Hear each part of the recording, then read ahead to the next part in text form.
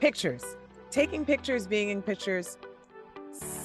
I have to say it's been a really long time since I have been in front of the camera. I usually am taking the pictures, specifically if it comes to my family. Like if it's at some group outing, it's like, oh, we need all the moms or whatever, then I'm in the picture. But generally, like with my family pictures, because I was going through pictures on my phone and I'm like, I'm not in any of these.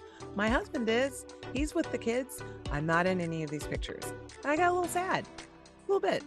Yeah. Does it feel like you're missing? Like when you look back on the memories, like where are you? Where am I? Then I throw the guilt on the kids. You're going to miss me already, right? Okay, so why are you not in the pictures? Because I think there can be many reasons why. Like I love to take pictures, and so I take pictures. In fact, if there's something that I don't take pictures of, I get really bummed because I'm like, oh, I missed that opportunity. Like I'm not necessarily good at it, but I like doing it, so I'll take a ton of pictures. But I think it can be hard to be in pictures. Is that why you're not in pictures? Does it feel uncomfortable? For me, it's not a discomfort thing. It's just a convenience thing.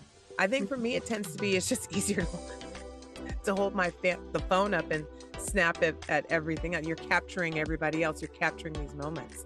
And then you return around and realize, wait, but I'm not in that moment myself. So I don't know. I think Maybe you might there's be in the a deeper minority. meaning, maybe it's not. I think you might be in the minority of women as far as like why you're not. I mean, like truly, I fully admit I am not comfortable in pictures. I'm not comfortable on video right now. When I launched Expert Connections during COVID, back during the days of Zoom meetings when we were all forced to look at ourselves, I launched Expert Connections as a Facebook Live series. And I was doing multiple interviews every single day to help provide answers for business owners. And I was about a week into these recordings, and I looked at a member of my team on Zoom, of course, because it was COVID. And I said, holy shit, people are watching. And she thought I meant like the numbers, because the numbers were really incredible. We ultimately had like 35,000 people that were watching these videos. And she's like, yeah, the numbers are so great. She's like diving into her spreadsheets. And I was like, no, people are watching me on camera. She's like, well, isn't that the point? And I was really uncomfortable with this idea of being judged. And probably because I was judging myself, continue to judge myself, because how many people look at these videos and they're like, oh my gosh, that hair's out of place. Right. That's what we think of ourselves. Right. So I have to say the one thing that I continue to do to help myself is I continue to make myself uncomfortable by being on camera. And I try to reframe my mindset about it. And sometimes it works and sometimes it doesn't. But our guest today is a badass at being able to help reframe this mindset and get women in front of the camera so that they don't miss out on making these memories and then being able to capture these memories on film. Listen to me, like as if we're old school. It's capture all good. On film and then watch it on the reels later. But really, we want these memories to live on as our legacy, and we want to be a part of this. And so excited to introduce our audience today to our guest. Think Tank of 3 starts right now.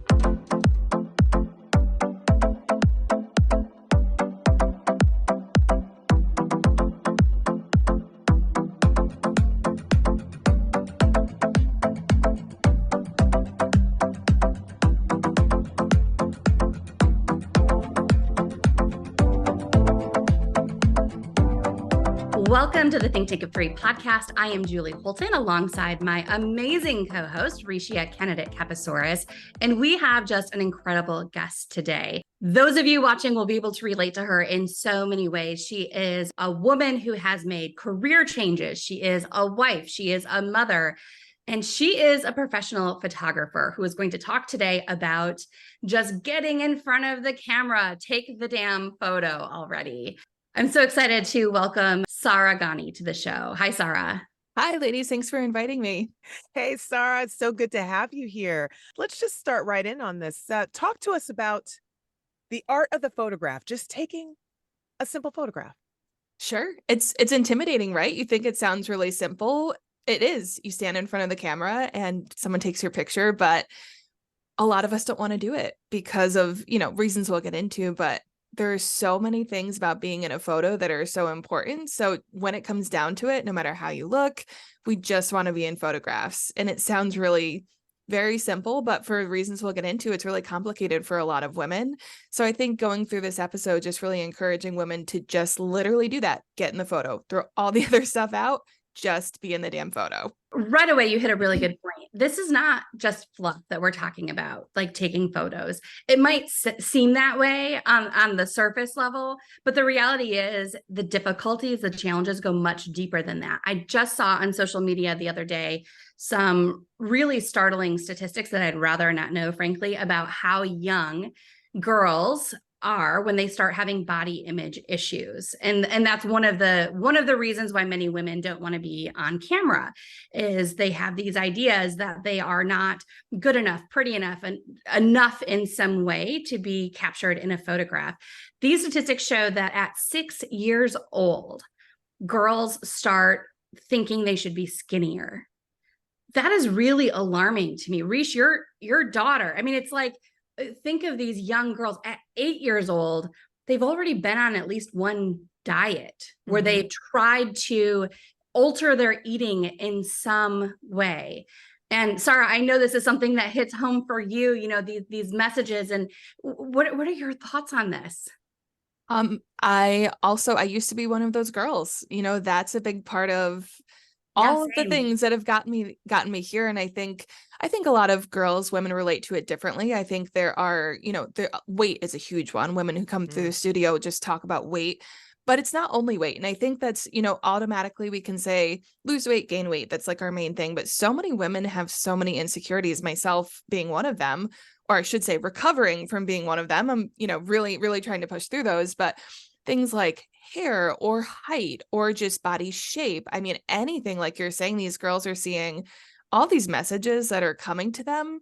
And it's not just weight, it's all of the things that you could ever analyze about your body. So, you're right, it's so young. And it's so hard to think that these little girls, 6, 7, 8 are already wanting to adjust themselves. I do have a friend whose daughter, she's a couple of years older than my daughter. So my daughter is 7. And she was saying that one day her daughter came home and she was saying, "Mommy, why do I have, this belly?" She's a healthy, thin. She swims. She likes to gymnastics. She loves she's a very active little girl, and she's in great shape. She's in great shape. And her mom was concerned. She goes, "Well, what do you mean?" She goes, "Well, all of my friends have really flat bellies, and I have, this belly." I love how her mom kind of dealt with it. She was just like, "Okay, well, first of all, you're fine. Your belly is fine. Everybody's got a different body." But then she also realized, okay, maybe she's got some bloating that's going on. So versus, this is not about you being fat, which she 100% is not. This is not about you having a stomach that you shouldn't have, which is absolutely not. Hers was actually, there's something going on with your diet that may have you having a little bit of extra bloatedness, but please don't start getting into, "Oh my gosh, I don't have a flat belly." And she said, so she kind of looked at, but that first fear of, and the fact that her daughter was aware of, they have flat bellies and I don't. And then it takes me into, you know, different documentaries and shows where you're seeing these young girls, and all they're doing is spending their time on their devices with these likes and these dislikes, and how she looks and how they look here. And it's I would not enjoy growing up today. I'm kind of glad that I grew up in the time of Kodak and VHS tapes and Blurry photos. blurry photos. And, while we never said selfie, we took that old school handheld camera and held it up with our friends and snapped the picture, and it was fine. And you didn't get it until you took the film out of the camera a couple of weeks later. There was no liking it. It was just, I can't wait to get my pictures back from the drugstore. versus this instant, oh my God, let's take that again. No, I don't like how that looks. Wait, I need to repost myself. Let's take that again. And I think that that's I- all of that And is the having a negative unrealistic effect. standards, you know, the photoshopping. I mean, I'm sure it existed for magazines, but we Sure. certainly weren't photoshopping Photoshopping. our own Kodak moments that we were creating. Yeah, And the girls that's today have so much to that they feel like they have so much to live up to. I mean, these stats are showing too. Like, I think what is most sobering for me is that young girls are learning this from the women in their lives. They're learning this from their mothers and their aunts and the women around them. And so when we have a body image issue, or even when we don't realize that we're talking out loud about, oh, I'm going to choose this instead of that because I don't want to get fat, or whatever words we use, our daughters are hearing that. And our sons too. Our 16-year-old son thinks he has a belly. And he is a very lean. And by the way, even if children have bellies, even if there is fat, especially if there is, that's okay too. mm-hmm. We have this very unrealistic standard of what healthy looks like, and a focus on skinny and thin versus fat and obese. And, and the important thing is to be healthy. Right. But, Sarrah, how do you approach this when you're working in your studio with women who are struggling to, one, be in front of the camera, but also to get poses, or, what are the conversations that you have? Sure. A lot of them. I feel like I would say a good 80-85% of women who come through the door automatically, it's funny because we seek permission by giving ourselves some kind of negative attention, right? So women will come through and say something negative about themselves first and almost want me to counteract that and be like, no, that's not true. It's almost like, first of all, we need permission to be photographed, right? So women want to come through, and for example, someone might come in and say, so, I have a really big belly, or I'm really concerned about my double chin. And then they wait to see what my reaction is. And I think a lot of times they follow that by saying, but you can Photoshop that, right? And so I always say to people, I'm here to make you the best version of yourself. Do I use Photoshop? Absolutely. But my general rule, and I tell people this right off the bat, and everyone has different clients, right? Everyone has different skill sets. My skill set is to take someone and make them the best version of themselves in a camera. So my general rule is, if it's temporary, such as, a blemish or like some kind of scab that's going to heal or something like that, that I will remove. If it's something permanent, we leave it. And now I do make exceptions for things that some people are self-conscious of, or that brings them bad memories, like a scar or something, if they want that removed. But I would never touch that without their permission, and even without drawing attention to that. So if I see that someone, for example, has a port scar from, a cancer treatment or something, I literally don't address any of it. I say, I want you to look at these images, and I'd like you to give me your feedback and tell me if there's anything that you'd like changed, right? Because once I bring attention to it, that also brings a level of self-consciousness. And so a lot of people, they know they have scars. They know that if they're bigger, they know if they're thin. And that's also a thing too. Some people are really concerned about being too thin and looking bony. And so, but for women, I have never had a man walk through the door that was as self-conscious as a woman. It's just amazing. We walk in and all of a sudden they're so excited, but then they go, oh, but you can take care of this and this and this and this. And so I just tell them flat out, if you're my client, this is what you're here for. You're here for pictures. I'm going to make you the best version of yourself.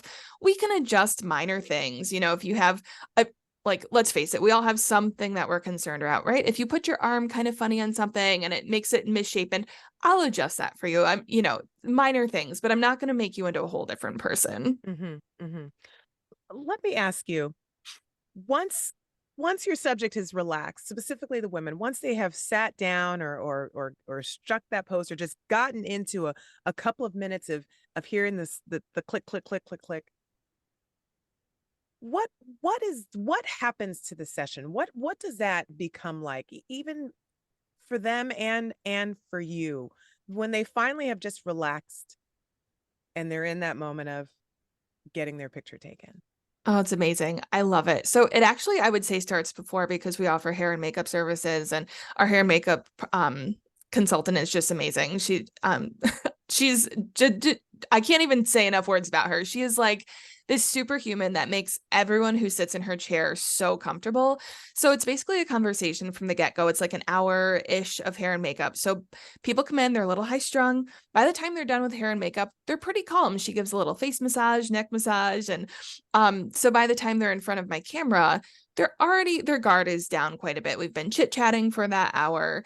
Once the pictures start, I would say it takes maybe 5-10 minutes, and then it's just having a conversation. So I try really hard not to even talk about what we're doing. It's like, oh, sit here, put your legs here. So how long have you been doing this profession? Or like, how many kids do you have? How, just like really going into the conversation. And before you know it, they're like, oh, we're done. Like they don't even think about it, because it's, it really is moving them around, but also just very casual. There's no sit here, say cheese, any of that, fake forced smile. It's really just general, authentic expressions, which I love. There is something magical about tapping into your authentic self, showing up as you are, showing up as you, and owning it. And, funny story, I walked into Sarrah's studio with Jen Rodriguez, her incredible makeup artist, as she was describing.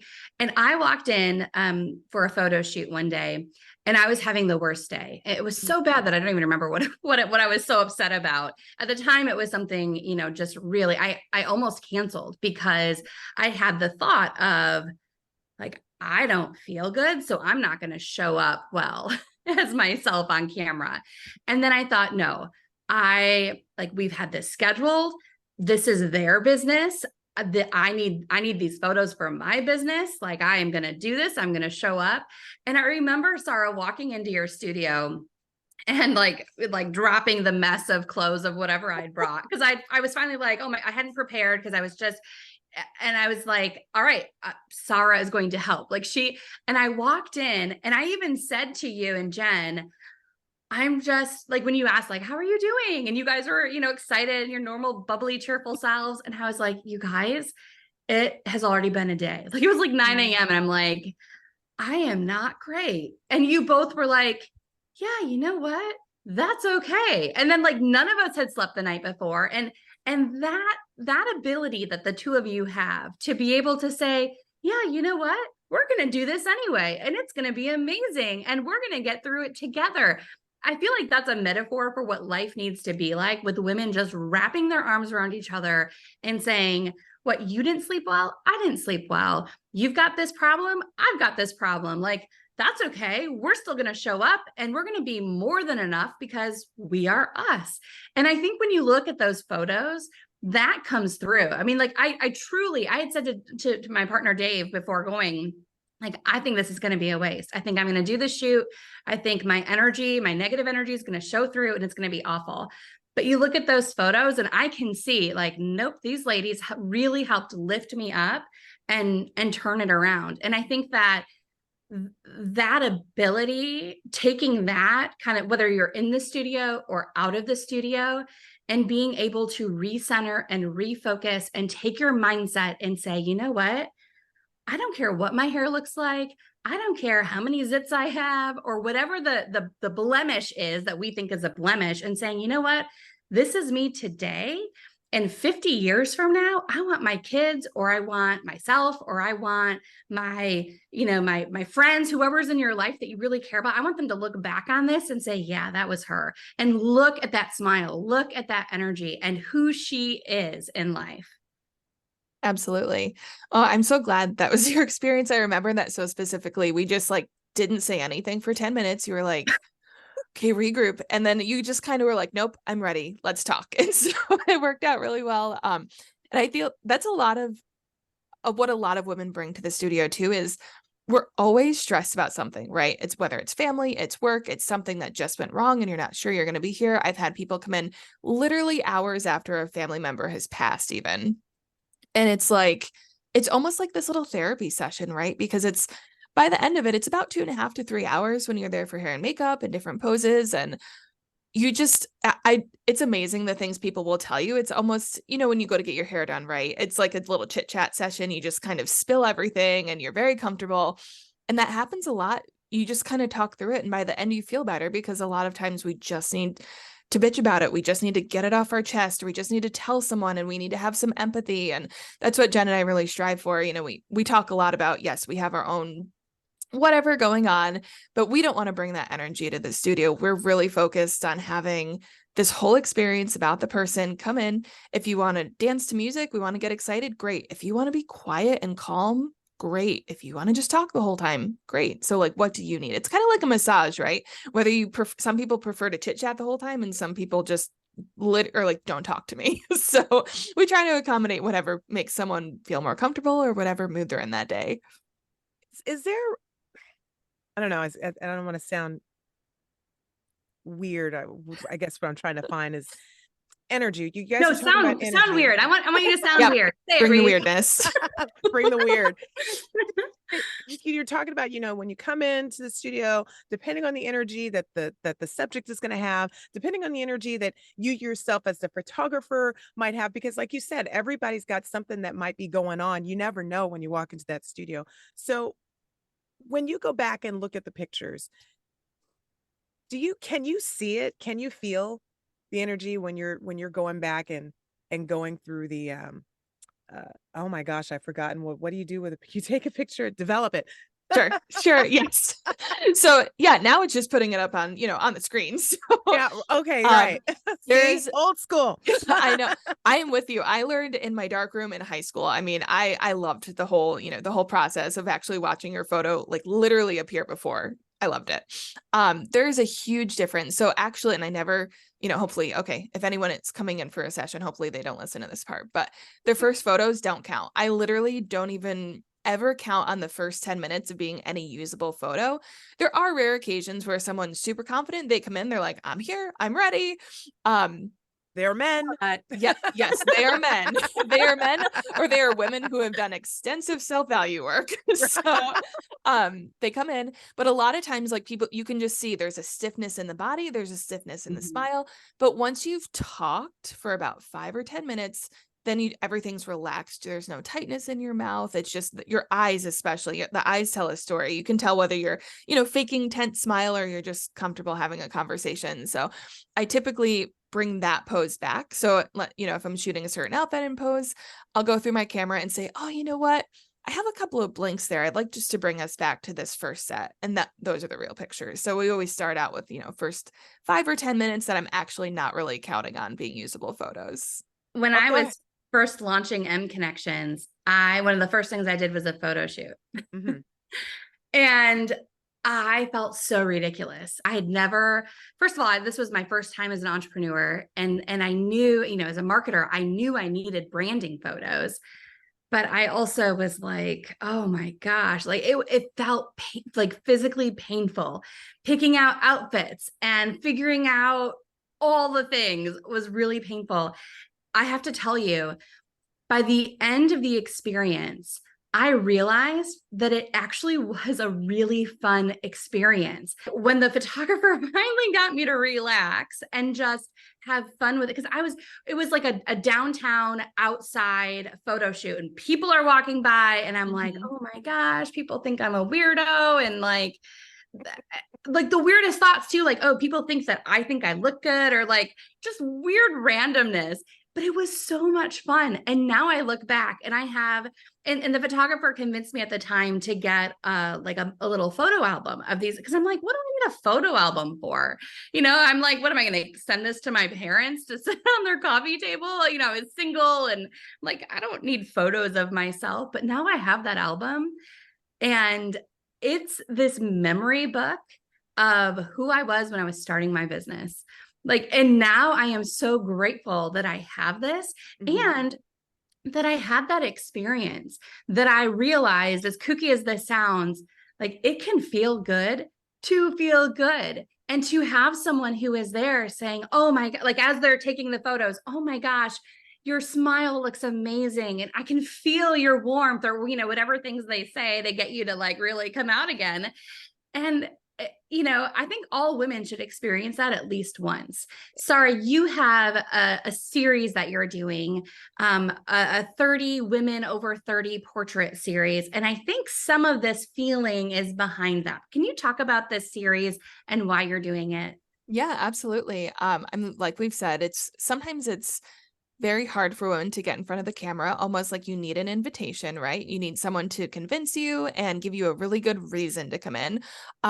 It's another thing to do, right? We have a never-ending to-do list. And so I think that's also a part of the reason women are like, next year, next year, next year. And before you know it, it's 10 years later and you don't have photos. So the 30 over 30 was meant to be almost like a mini session. I typically don't do mini sessions, but that's the best way I can describe it. It's like a small session, come in, have hair and makeup services, have a couple of photos, and just experience like this small portion of the day for you. But in order to get women there, it's, you have to, I almost feel like I had to make it a smaller experience to be like, listen, you can do this. It's not big. Come on in, couple of photos. It's really simple. But once they're there, they want to stay. Like sometimes I'm like, okay, my babysitter is going to leave in 5 minutes. I have to go. So once you bring them in, it's giving them permission to come through the doors of your studio, and we need a good reason. So this is almost like I'll call it like a super deal, right? It's like a mini session, something that I typically don't offer, but really to draw women in. And once you see that it's kind of a package that you can't say no to, they're like, okay, I can do this for myself. It's not that expensive. I can do this for myself. Oh, it doesn't take that much time. I can give that. So it's really to draw women in and capture them in whatever stage of life they are. That's a big one. I don't want you at 30 years old in your prime all the time, right? I don't want women who are just off of a tan. I don't want women who are just like, oh, I worked with the trainer for 5 years and now I have the body I want for photos. I want the everyday woman. And so I want the pregnant moms. I want the postpartum mamas. I want the people who are like, oh, I'm hitting 40, feeling a little looser. Like, let's just, get through that. I want the women who are 70 and who are celebrating being 70 and new phases of their life, whether that's a divorce. A lot of women come in because they're looking for this new phase, something to celebrate, new phase in their life. And so I don't want people who are considered photogenic. I want women to come in who are scared of being photographed. And that really, because it's more of a transformative experience, right? So I'm trying to give this experience to women who wouldn't seek it out themselves. It sounds like they sound like therapy sessions. They are 100%. Right? I'm not licensed, but yes. Right. I'm sitting here and I'm thinking about, we're talking about how the energy changes. So you can come in depending on what type of mood you're in. You come in, you start taking the picture, you start feeling, feeling looser, or who knows? It even takes me to, because I always have to bring things back to some type of television or movie. Grey's Anatomy. Mm-hmm. And there's an episode. Wait, I don't even remember what season it was. Oh yes, I do. Well, I don't remember the season, but big old shooting. And Christina Yang, who's one of my all-time favorite characters on the show, basically she leaves. She can't, this first time she's actually hit a moment where she's like, I can't do this, right? She's the star. And then what ended up happening is she goes on a fishing trip with her best friend's like boyfriend, husband. And she catches a fish and she's standing there holding the fish. And he's like, okay, you got to get a picture with the fish. And then she just starts crying. And the guy's like, you want to wait? He's like, no, take that picture. Take it right now. And she's just tears flowing, holding this big old nasty fish in her hand. And he's like, you need to hold on to this. You need to remember this. This is you. And I was like, this is just a television show. But of course, it just sent me to, those moments need to be captured sometimes too. Those moments of just profound feeling. It doesn't necessarily have to be tears per se, but just, I love seeing pictures where someone's head is just yanked back and their mouths are just. Wait, how are they, Reese? What do they look like? Let me get my camera. Throw back, mouths open, laughing. I go. And I guarantee no one is looking at you in that photo the way you are looking at you. I guarantee it. And I was actually really surprised recently.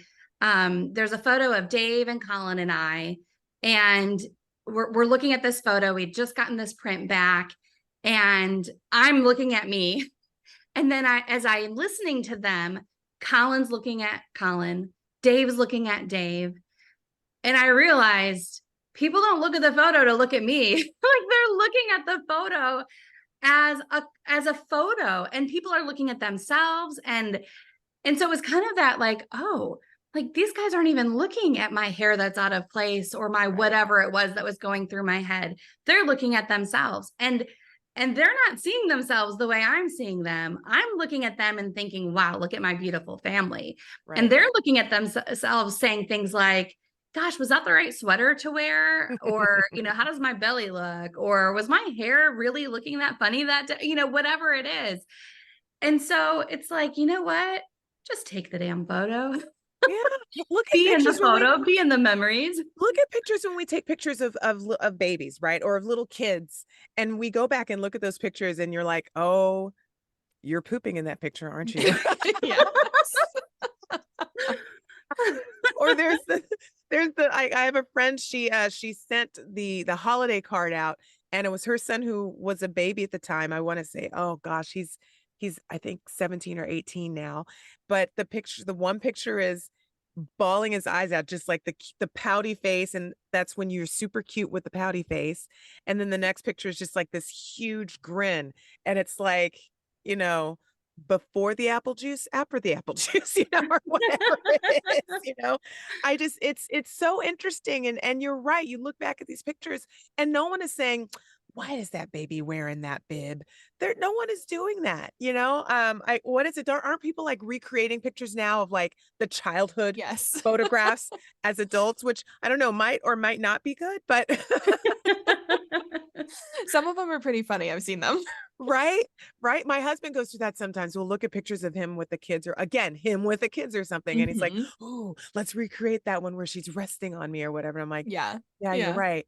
I just started reading a book that my mom gave to me for my birthday. It's called My Sunday Best. And I should have had it down here with me, but I want to get the name of the woman. Oh, come on, show up on my phone. With a quickness, please. It's My Sunday Best by Dr. Laverne Ford Wimberly. She is in her 70s. And actually, no, I think she's in her 80s now. And she started taking a picture of herself. What had happened was pandemic hit. She was a church-going woman. And every Sunday at church, and especially in the Black community and in the Baptist church, you are dressed to the nines for church. It's just, you go there as if you are going to a grand party. Okay. And so when COVID hit and the church shut down and they were only doing virtual services, she's like, well, I'm still going to dress as if I'm going, to the house of worship in my Sunday best. She did it 52 weeks straight, 52 different amazing hats, 52 different amazing outfits. She's got like over 60 hats, and these are like and it just, each picture, she said, then after about 9 weeks she started adding a little scripture or something. But she said, after a while, she goes, I just wanted to bring a little joy, a little light, and it started to work. She goes, people started sending me hats, people started sending me outfits, people started sending me, this jewelry will go great with this hat. And I was like, isn't that amazing? Just from being on video and taking a selfie on video and putting that out there on social media. Here's today's Sunday best. Just taking the damn picture, Sarrah. It can be so life-changing. You're making me think of, I've heard there are two women that I have in mind who have come to the studio who have been incredibly hesitant. Like literally one of them only came because she won a prize that I had donated for a silent auction. She was like, I don't know that I'm going to love these, but I don't want to waste this money. I was like, okay, challenge accepted. Got it. I have had, I would say close to 10 women call me, email me, text message me and say, this person has changed. Like she somehow, after taking the photos, just changed. She saw herself. She had not, and when I look back on her social media, she hadn't uploaded a new photo of herself probably 8 to 10 years. And you could tell that she was never in photos that she was posting. And they were nothing, I don't want to say nothing special, right? But they were nothing extraordinary. It was literally a black backdrop, single light, your typical headshot. She was a little fancier with the posing, but they were like, something has changed in her because she sees herself now. So when you take those pictures, I mean, it brings joy to yourself, but also people notice. They really see those changes. We hate to wrap this thing up, but we're gonna have to bring this thing to a close. But we have our rapid fire questions. Oh, okay. That we do for every guest that comes on. This has been so much fun, Sarrah. And it's just amazing to me. Just again, when you stop and think about it, the photo session is a therapy session. A picture is a therapy session. So once again, like I always say, everybody needs therapy. Well, then maybe just take a picture. That'll help. That might help. Absolutely. Love it. All right. Question number 1. Sarrah, what is one piece of advice that you would give to any aspiring woman leader, any woman that's just, hey, maybe even it's just about taking that picture? I would say find a mentor. To anyone who is trying to do any kind of leadership, any kind of expansion of your role, any kind of new thing, find a mentor, because number one, you're going to have someone who's going to teach you all the things you need to know in just a fantastic way, but you're going to save yourself a lot of time too. You're going to learn from the best. And that's what I tell people, when I'm asked questions or someone has a new idea, go find someone to work with. Like, find a woman who is where you want to be or higher and go learn from them. Your mindset, Sarrah, is so inspiring. Can you share a book, quote, a resource that has had a significant impact on your journey? Yeah, absolutely. So my mentor, Sue Bryce, she's a content creator. She's phenomenal. Gosh, she has so many, but I think the one that sticks with me most is she just says all the time, mirror, mirror. And so whatever you're feeling about yourself, like you were saying, Julie, you're looking at photos, kind of seeing like, oh, was that the right sweater? Is my hair out of place? She says, mirror, mirror all the time. The thing that you're seeing in yourself is the thing that you're judging with other people. So fix your mindset and look in, what you're seeing. If you're looking at someone who is like, oh, that outfit's not great, or their hair's a little out of place, those are your own insecurities that you're projecting on other people. And so all the time, if I start to get a little, because we all do, right? We all get a little jealous. We all get a little something that is not a great color on us all the time. Flip that back to yourself and ask yourself, why do I feel that way? What am I insecure about with myself that I'm projecting right now with those feelings? And that's been incredibly helpful. That is so awesome. Oh my gosh, I love that. If you could go back in time and talk to your younger listening self, what kind of advice would you give that individual? I would say do it faster. Don't be scared to do it, because it's taken me 6 years of part-time before I opened a full-time studio 3 years ago, and it's a big leap, but just do it. Just go for it. Just do it. Find a way. If that's working a part-time job at, wherever that cashier, something, grocery shopper, like something, just find a way to fund what you want to do and do it faster. Sarrah, it has been so wonderful having you on the show. Thank you for sharing your energy and for your thoughts about how to step in front of the camera and take those photos, and really actually not only that, but how to change our mindset so that we're actually embracing the positive sides of things and being more adventurous, like maybe stepping in front of the camera. And not just for special occasions. Maybe that's the other problem. We don't have to be getting married or being pregnant or what. You don't have to have a reason, right? Sure. I think just take it. Yeah, I think one of the best things you can tell people, and I don't want to end this on like a negative note, but in the most positive way you can say it. What do you want to leave behind for people and yourself? You need to enjoy the photos, but the first thing we look for when someone isn't here anymore is a photo, right? That's literally the first thing you look for. So for yourself, enjoy the photos, but also what do you want to leave as your legacy? Do you want people to never see you ever again? Or do you want to exist in those pictures where you're cooking, where your hair's a mess, where you're just in your PJs on Christmas morning? So, what do you want to look at now, but also what do you want to leave behind? Just take the picture. Just take the picture.